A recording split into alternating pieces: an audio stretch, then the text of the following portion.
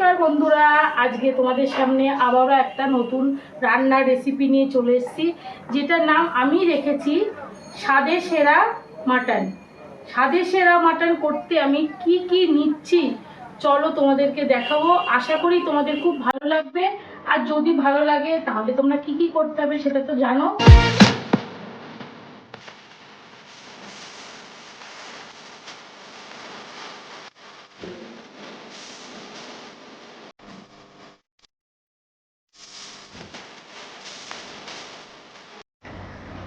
স্বাদে সেরা মাটন তৈরি করতে এখানে আমি নিয়েছি 1 কিলো মাটন, ভালো করে ধুয়ে জল ঝরিয়ে নিয়েছি।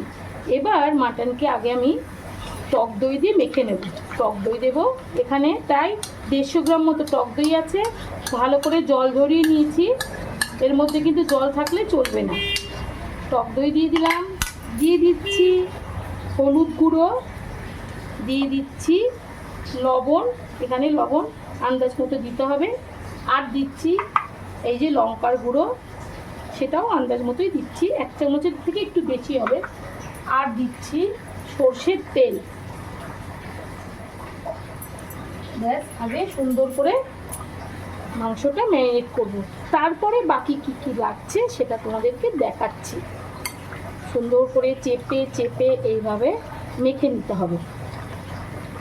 এই দেখো, এভাবে মেখে নিচ্ছি। যত ভালো করে ঠেসে ঠেসে মাখবে তত কিন্তু মাংসের মধ্যে মশলাটাও ঢুকবে আর টেস্টও ভালো হবে। আর সর্ষের তেল অবশ্যই মাংসে দেবে, খাসির মাংস কিন্তু সর্ষের তেল ছাড়া ভালো হয় না।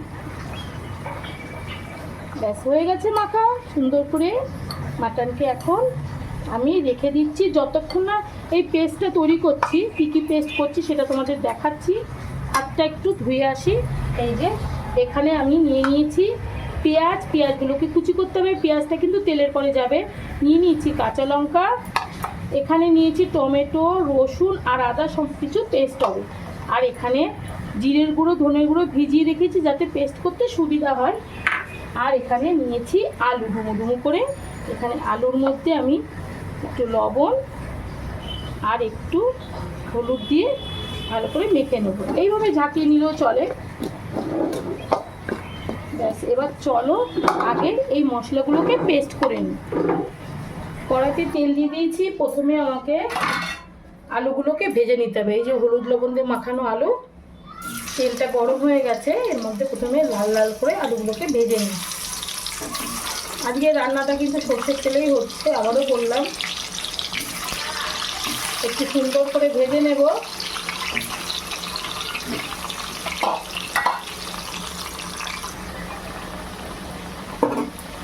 এইভাবেই আলু লাল লাল করে ভেজে নিতে হবে। দেখো কেমন করে ভেজেছি, তাহলে সিটি যখন পড়বে তখন গলবে না। সেই জন্য আলুটা একটু লাল করে ভেজে নিলে খুব সুবিধা হয়। আমি এইভাবে আলুগুলোকে ভেজে নিলাম।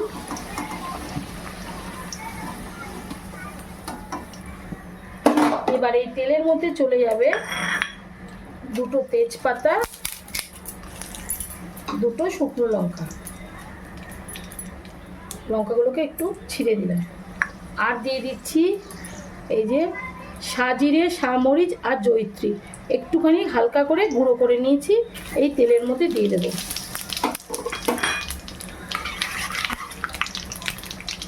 এক্ষেত্রে মাংসের দারুণ একটা ফ্লেভার হবে। আচ্ছা, এবার দিয়ে দেবো এই যে কুচনো পেঁয়াজ, একটা দিয়ে দেবো। পেঁয়াজগুলোকে ভালো করে ভেজে নেব। আমি পেঁয়াজের মধ্যে দিয়ে দিচ্ছি গোটা গোটা 3টে পেঁয়াজ আর একটা রসুন। লবণ আমি দেবো না, মাটন যখন ম্যারিনেট করেছি অনেকটা লবণ দিয়েছি, এখন লবণটা দেবো না। পেঁয়াজকে খুব সুন্দর করে ভেজে নিয়েছি। এই দেখো, এরকম করে ভাজতে হবে, তাহলে কিন্তু মাটনের টেস্ট খুবই ভালো হবে। এবার এই যে এখানে জিরে, ধনে, আদা, রসুন, লঙ্কা, টমেটো সব একসাথে পেস্ট করে নিয়েছি, সেটাকে দিয়ে দেবো।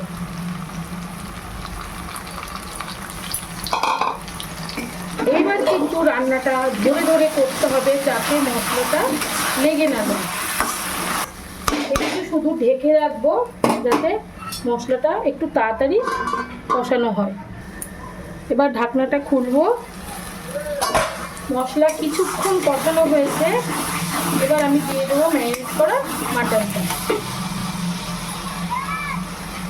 এই দেখো কি সুন্দর হয়েছে, দেখতে পাচ্ছ নিশ্চয়ই। এবার দিয়ে দিচ্ছি, ভালো করে পরিষ্কার করে একটু জল দেবো, দিয়ে তো বাটির করে জল দেবো। তার আগে একটু কষিয়ে নিই, নাহলে লেগে যেতে পারে।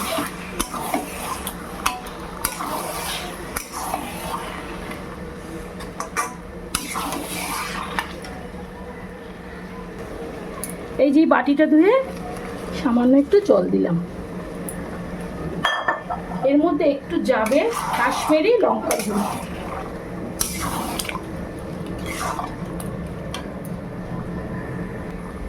আমি একটু আন্দাজ মতোই দিচ্ছি লঙ্কার গুঁড়োটা।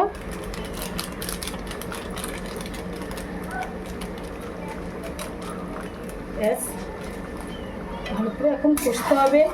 মাটন চিকেন তোমরা তো জানো, যত ভালো কষানো হবে তত টেস্ট হবে। আমি একটু ঢেকে রাখছি, তাহলে যে জলটা আছে সেই জলটা বেরিয়েও যাবে, আর একটু সময় নিয়ে ঢেকে রাখলে জলটা টেনে যাবে। মাঝে মধ্যে ঢাকনাটা খুলে আমাকে কষতে হবে।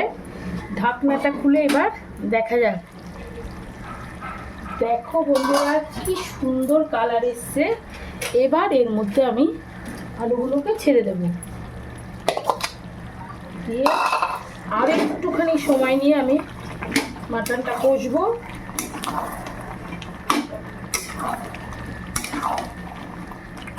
যত সুন্দর কালার আসবে তত কিন্তু টেস্টও ভালো হবে, তেল আরও ছাড়বে। আমি এখন আলুটা দিয়ে দিলাম, কারণ আলুর মধ্যে মাটনের জুসটা যাতে ভালো করে ঢুকে যায়।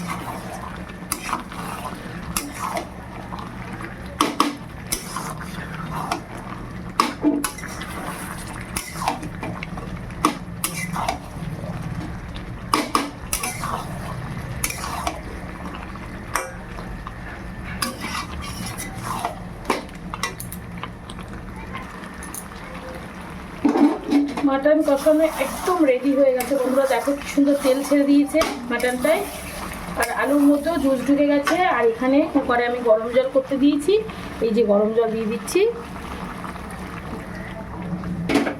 দিয়ে আমি কুকারে দিয়ে দেবো। কারণ কড়ার মধ্যে এতগুলো মাটন সেদ্ধ হবে না, সেক্ষেত্রে কাঠের জাল হলে সেদ্ধ হতো, কিন্তু গ্যাস ওভেনে হবে না, তাই আমি কুকারে দিয়ে দিচ্ছি। আর এর মধ্যে এখন দিয়ে দেবো একটু গরম মশলার গুঁড়ো, আর দিয়ে দেবো একটু ঘি, খুব সামান্য, ঘিটা খুবই সামান্য দেবো। এই দেখো একদমই সামান্য দিলাম। কালারটা কেমন এসছে বলো, দারুণ একটা কালার এসছে মাটনে। এবার তোমরা সবাই কুকারে চলে যাও, তা না হলে তোমরা তো সেদ্ধ হবে না। এবার কুকারে দিচ্ছি, আস্তে আস্তে করে আমাকে দিতে হবে। কুকারের মধ্যে দিয়ে দিচ্ছি মাটনগুলো।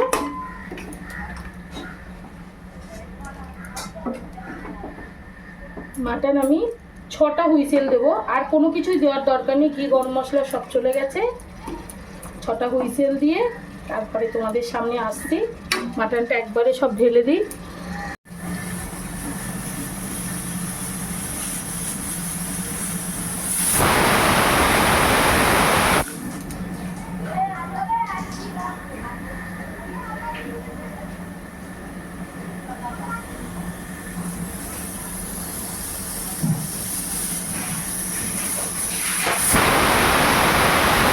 এখানে স্বাদে সেরা মাটন একদম রেডি হয়ে গেছে। দেখো কি সুন্দর কালারটা, শুধু দেখো। আমি এখানে আলাদা করে রেখেছি আর খাওয়ার জন্যে প্লেটে তুলেছি। আমি তোমাদেরকে একটু খেয়ে দেখাচ্ছি যে কত সুন্দর হয়েছে। কালার দেখেই তোমরা বুঝতে পারছো। একটু আমি খেয়ে দেখাচ্ছি, মাটনের একটুখানি গ্রেভি নিচ্ছি।